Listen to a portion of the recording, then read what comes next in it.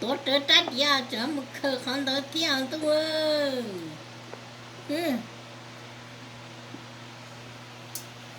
Nè.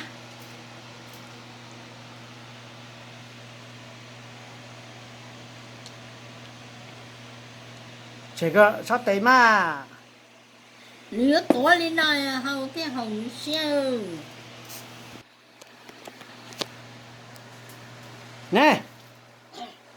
去闹了。都过年了呢，我乱里这点呢。哎呀，闹。có xe nó họ có mình lận nè cho cá anh cứ là thế mà mất xăng mà này cả đi theo á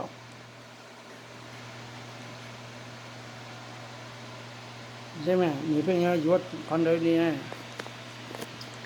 thôi mà thôi nó có tua nèตัวcon nia là mà nó mà chỉ sốตัวcon nia nè bao đó có sự đó là phân trong cái sự cả cho nên nhỉ là nhở nên là nhở những sự cả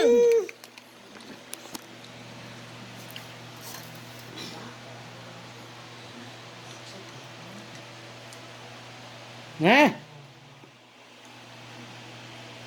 nếu mà chỉ lì thế này à thì nó kìa châu lì rồi mà châu lì rồi châu lì thì chỉ số nó cái là nó cái thiệt chỉ to nè to còn nè này mẹ lá xem mà tao nói à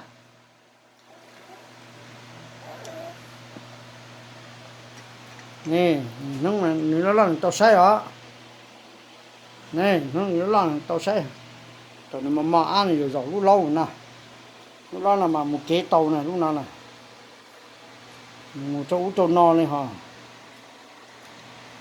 ok chơi nấu là nó xe đó xe mà tôi chả mua hàng nó theo nè mất trăng mà nó có thế